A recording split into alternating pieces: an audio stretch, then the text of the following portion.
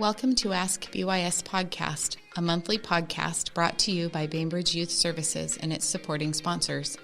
AskBYS podcast connects parents to professionals that can provide support, education, and resources on a particular topic in parenting. The speaker's words and opinions are their own and do not represent the policies or opinions of BYS. My name is Shannon Ameling, and I am your host.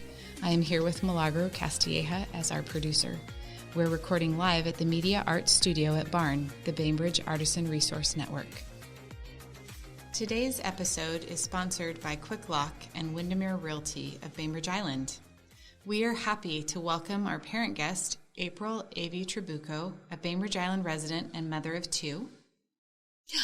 Thank you for inviting me. Glad to have you. And our professional guest, Martha Wakenshaw, a licensed therapist and guardian ad litem and mother of two as well, who experienced the divorce of their parents. Thank you for having me. Glad to be here today. So good to have you as well. Today's episode is Parenting After Divorce, How to Co-Parent Through a Difficult Time. We'll give it to you, April. Okay.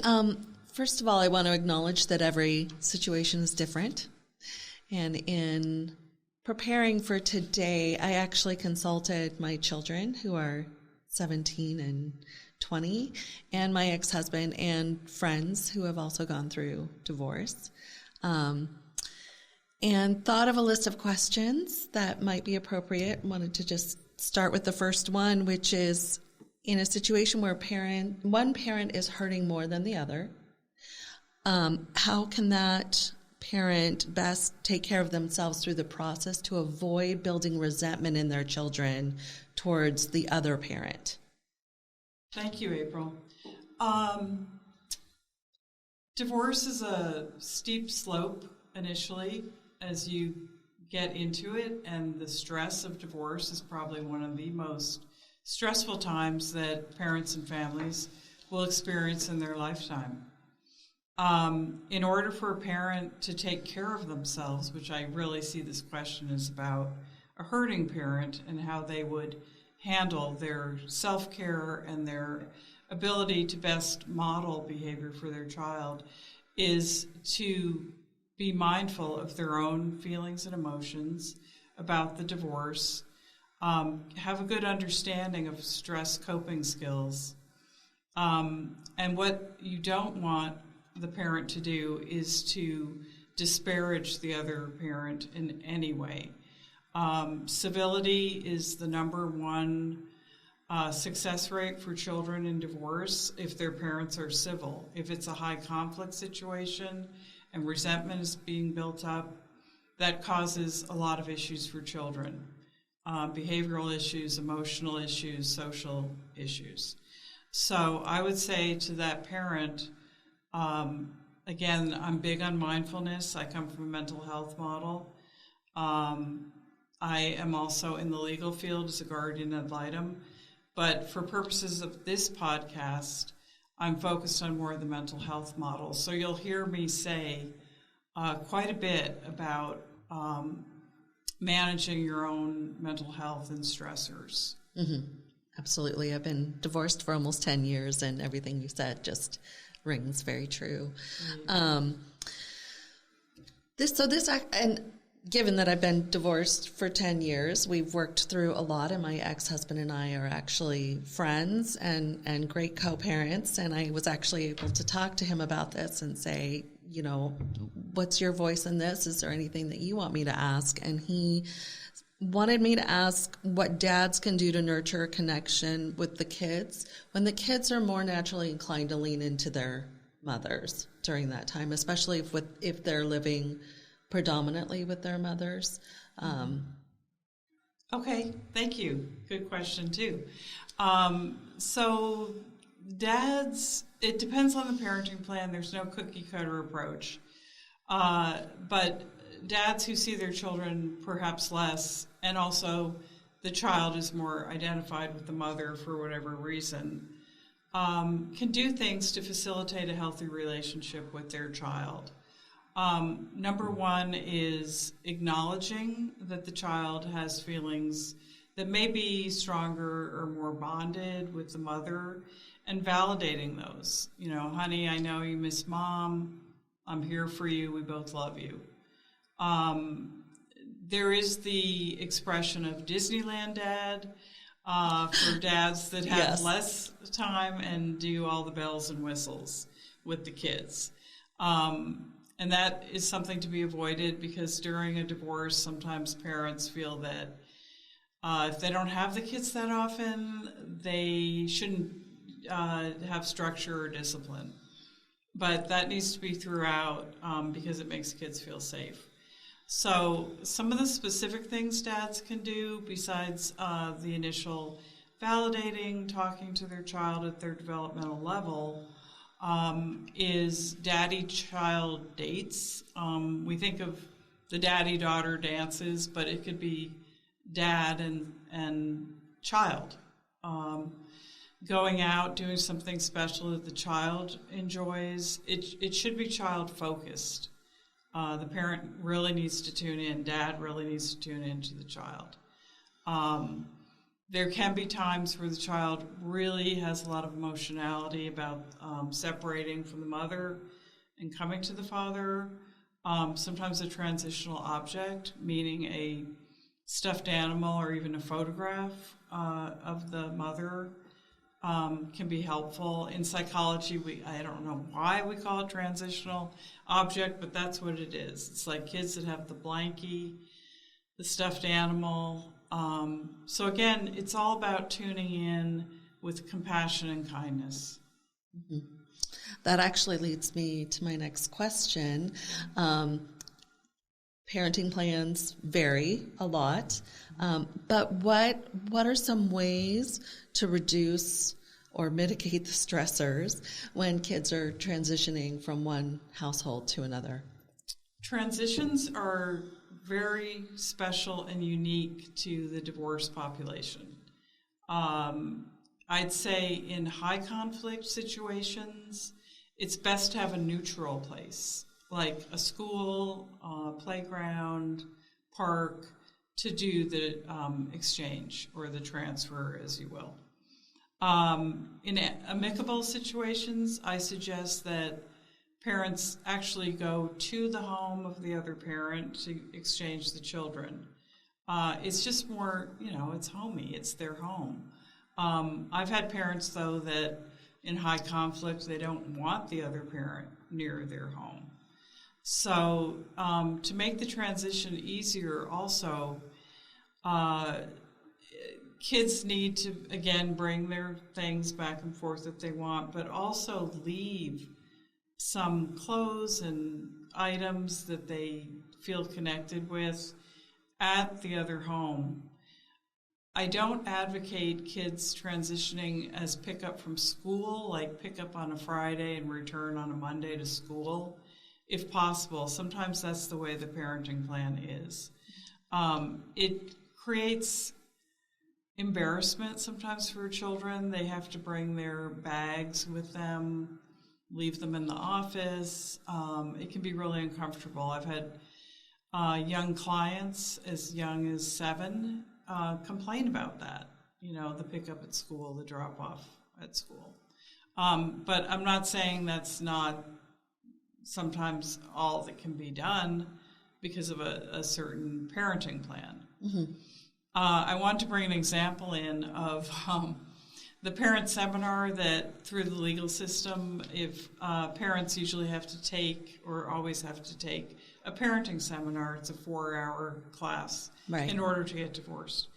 In one of these classes, I had a parent report to me that the facilitator had everyone on one side of the room move to the other side of the room so that they could feel what it is to have to move. And it was uncomfortable moving their stuff and getting a new seat. And the point was, what is that like for a child that has to move every, on a 2-2-5 plan? That would be a lot of transitions. Week on, week off, that's another typical plan. Less transitions, but still, it was very illustrative of our comfort level of where we are and then having to pick up and move. And so, again, compassion and kindness, always. Yeah, absolutely. Something else that I'm going to go off script a little bit, because something else that's come up in my discussions with friends who have also gone through divorces is that in addition to being hyper aware of how this is impacting your child, to check in with yourself and understand how it's affecting you. Because along with those transitions also comes the energy of that child having been at the other parent's house and doing things differently, and sometimes they come back and you can feel the energy from the other parent on that child, and there's sort of almost a re-entry phase. Has that come up in some of your counseling situations? Absolutely. Just recently with a 10-year-old child, the parent is reporting that the receiving parent is reporting it takes a day or a day and a half for the child to slip back into the routine at their house. And their behavior may be irritable, they may be a little short with the parent. We have to allow for children to have space and time with that transition, because they are coming from a different household.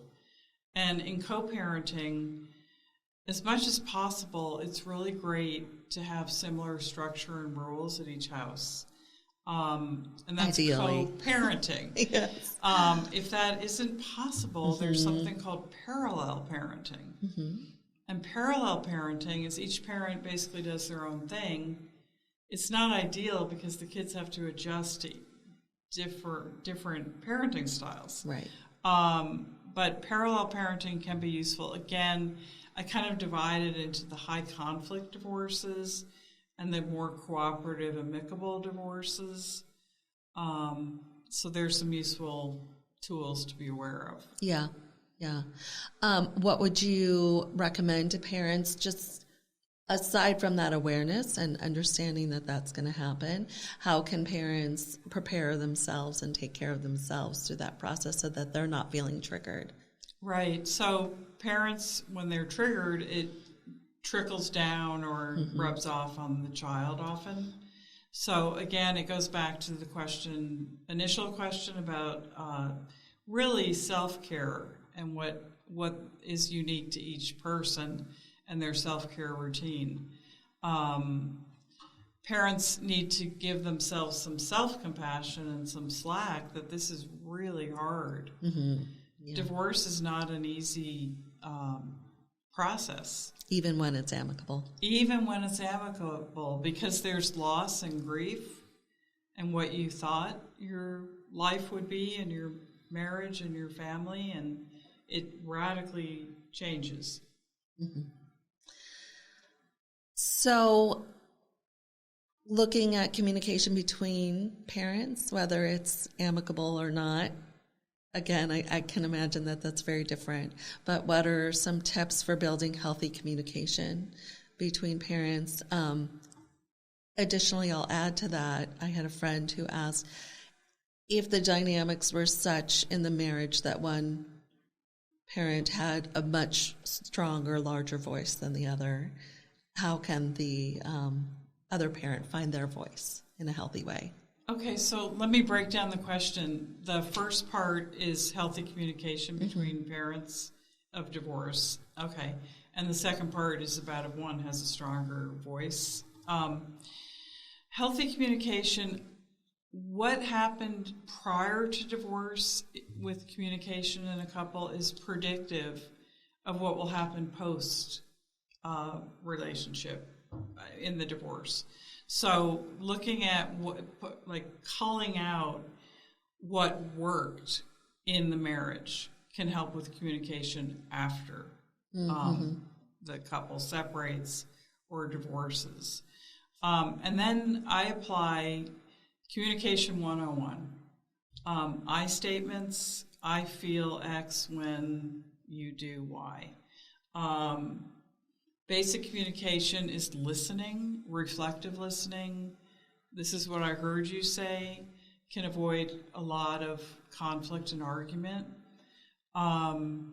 Other communication tools are just keeping a really open mind and a respect for your child's parent. This is your child's parent.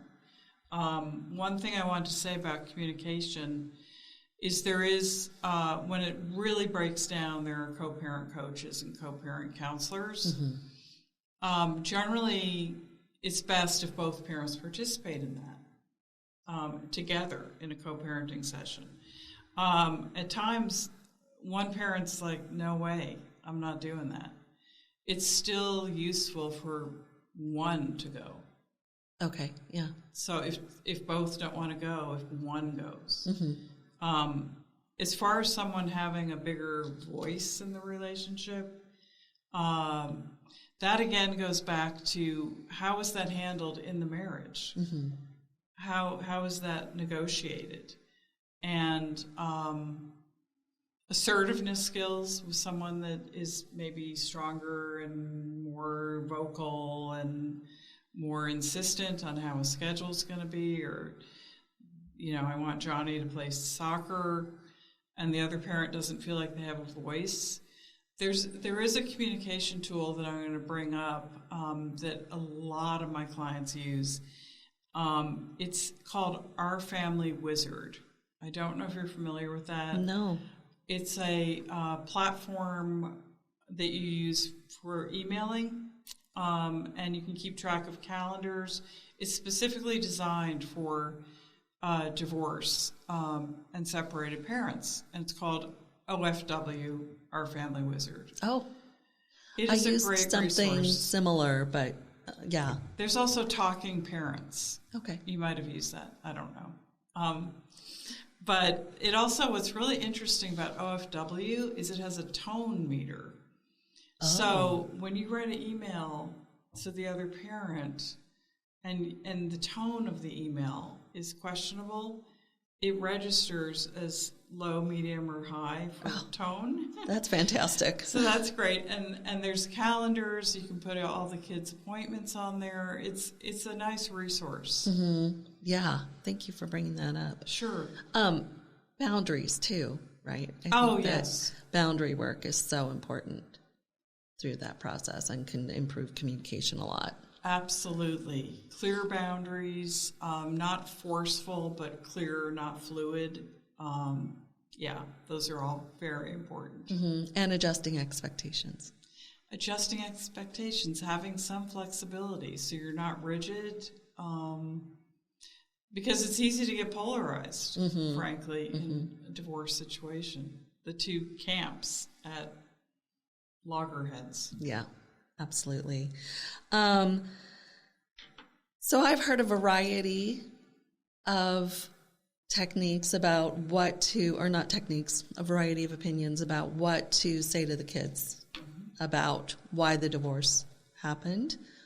In my own experience, I actually had conflicting advice from two separate therapists. One believed that I should tell the children age-appropriate explanations for exactly why it happened.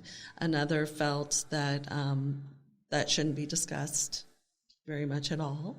Mm-hmm. And having conversations with my children now 10 years later, one child is grateful that we were truthful, and the other child kind of wishes that they'd been in the dark a little bit.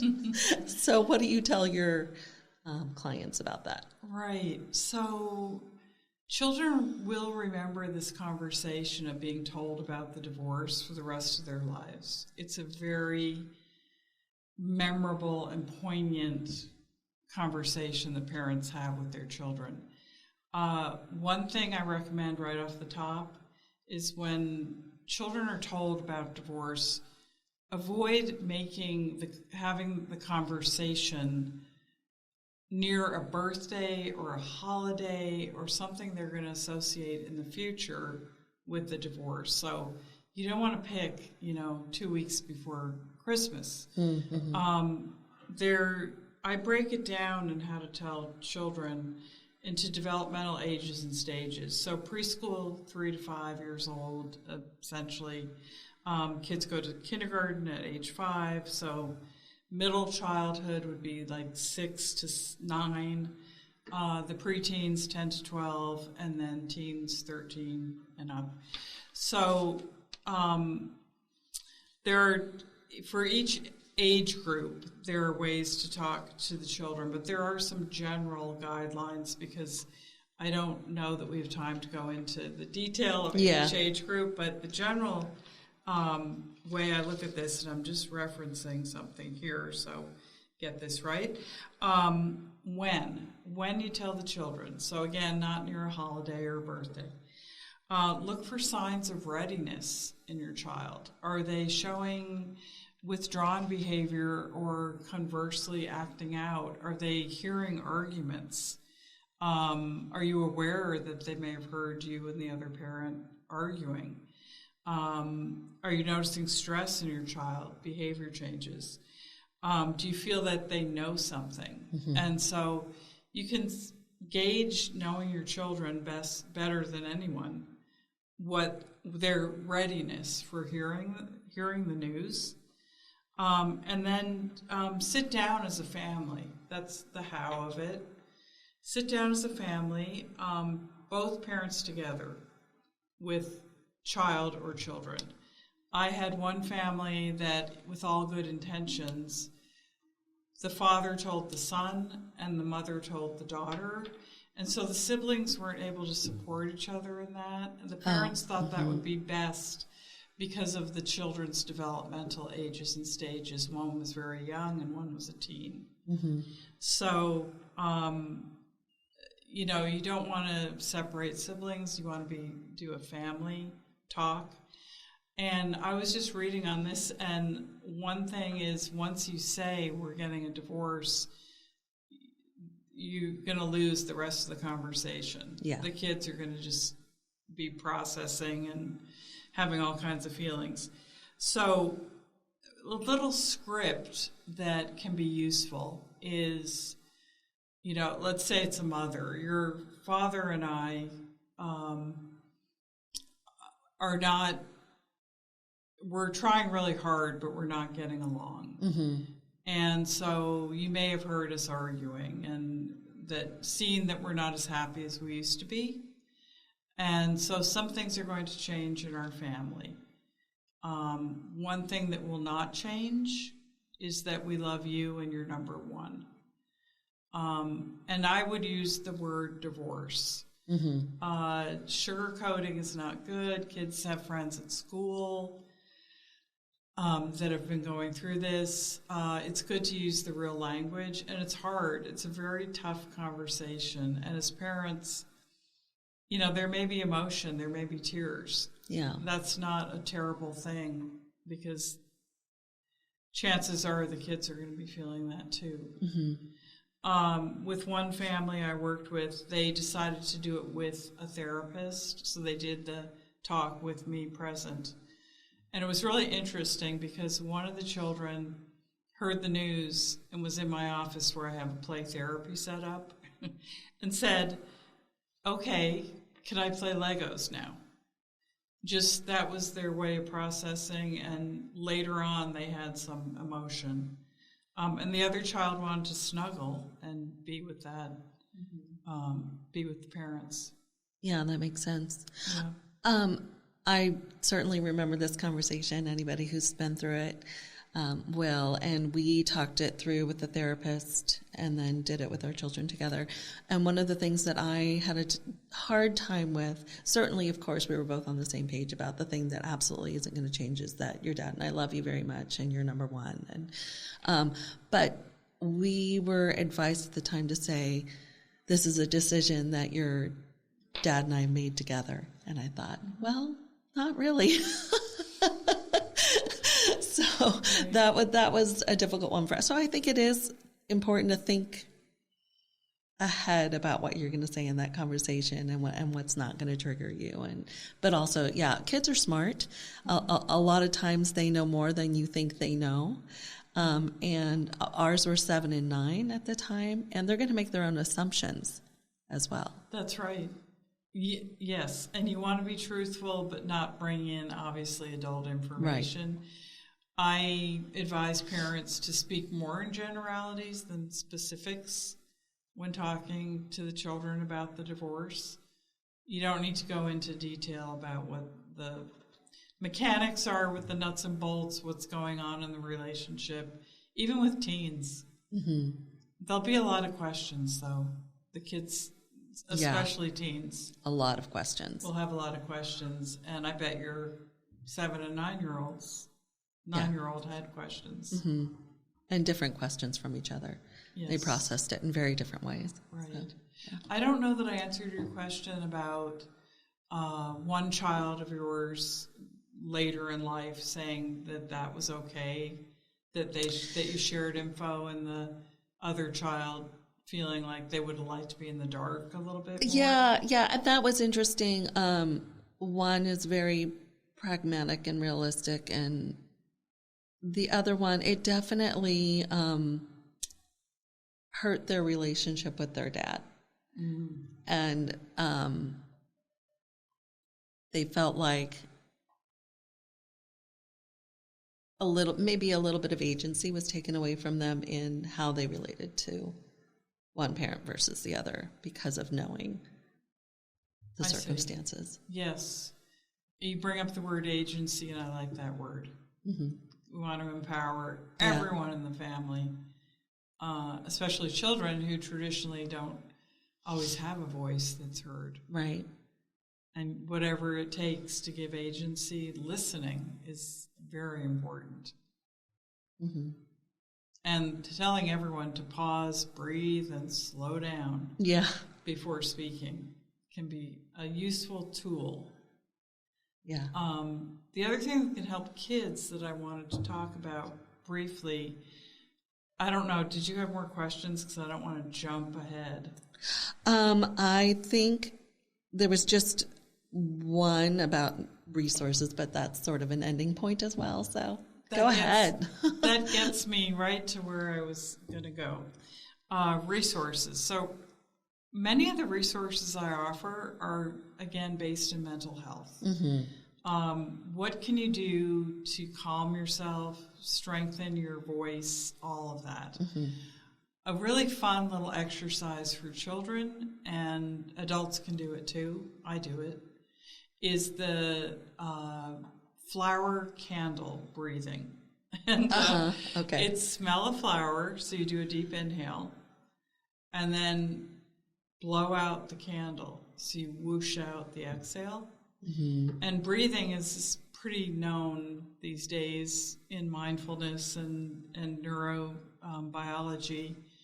Can really regulate the nervous system. So especially young kids really love that exercise. Yeah. The other resources that I noted are, there's a publishing company called New Harbinger Publications. They publish all manner of workbooks and child-friendly books, and also guidebooks for adults. It's like the premier layperson psychology website, New Harbinger Publications. I was reviewing one of their publications, which is the Divorce Workbook for Children. Mm-hmm. It's really nice. Kids can draw in there. They can write things down. They have it also for teens. So there's those workbooks. I like the Dealing in Feelings picture cards that are pictures of emotions, mm-hmm. and letting younger children, especially in middle childhood, pick a feeling card and tell a story about it. In that vein, there's also a book series called Little Spot of Feelings, which is a book set, and each book has a basic emotion like anger. There's confidence is one of the books, and it gives kids agency. Mm-hmm. Because they can identify and relate to those feelings. Yeah. So looking at the idea of putting your oxygen mask on first, I think parent self-care is so vital, so that you can regulate your own emotions. before you can mirror them to your child. One of the books that I loved, I was fortunate to be doing work at the time where I was surrounded by therapists who talked to me about things about like emotional regulations and mirror neurons. And we read books like How to Raise Good Humans that really looks at your triggers and your own state of being and grounding yourself so that what you're mirroring to your children can put you both in a place to be able to heal. So what are some of your resources for parents? But before I say that, I also wanted to bring up, I was also fortunate at the time that my children's elementary school's counselor had a support group for kids who were going through divorce. And they would meet once a week during lunch, and she would do role play with them. And, the parents had to allow the kids to sign up for that. And of course I jumped right at that opportunity. And I hope that schools now are doing similar things, because that was hugely helpful for me and my children. That is so good to know. And I know there are groups. I don't know if they're still being done right now. I think they are in some of the schools on Bainbridge.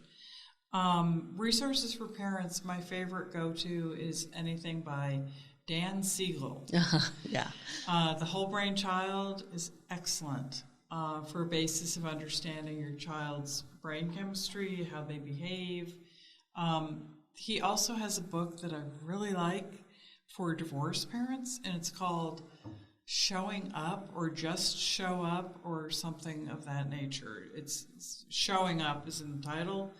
The premise of the book is that be there. Be there physically, be there emotionally.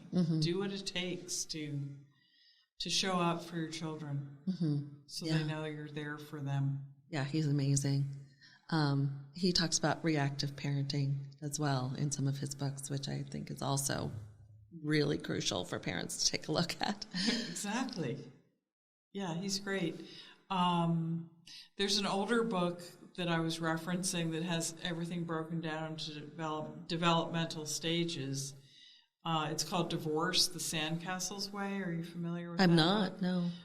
It's a big, 400 pages. But it gets into, sticky situations. It's laid out really nicely with sidebar text. But I looked at the date, and it's back. They need to do a revised edition. An update, yeah. One of my favorite books, go-to books at the time, was Boundaries. It's simply called Boundaries, by Henry Cloud and John Townsend, and it's an old one too. But about every 10 years they update it. So you need to do that with that one too. Right. Well, I'm thinking of writing a book about divorce, so mindful divorce. Good. Yeah. We need more of them out there. So. Yeah. Well, wonderful. Anything more to add? Let me just take a quick look.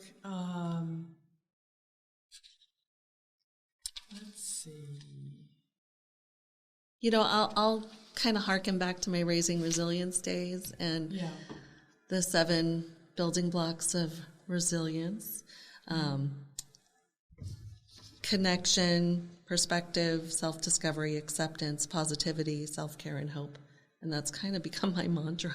Nice. Because those are all play a part in the healing process and what you're modeling to your children, and how, and failing forward to find forward.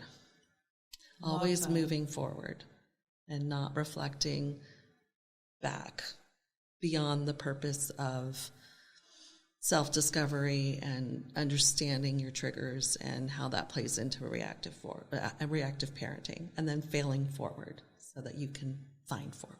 Very nice. I like that, ending on a very hopeful note. And I would just, again, reiterate my mantra, which is kindness and compassion, both for the parent and their communication with the children. I love you. You're number one. Kindness. Absolutely. That's wonderful. Thank you both. Thank you. Thank you. Thank you for letting us be a part of your conversation today, and thank you all who have joined us. We hope that this conversation proves to be of benefit to you in your parenting. We leave you with the foundation that healthy youth begin with healthy families, and healthy families build healthy communities.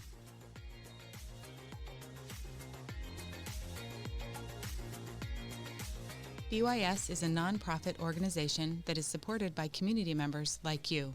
For more information, please visit ASKbys.org. We thank Milagro Castilleja for producing our show. Another big thanks to Barn, the Bainbridge Artisan Resource Network, for their generosity in allowing us to record in their media arts studio.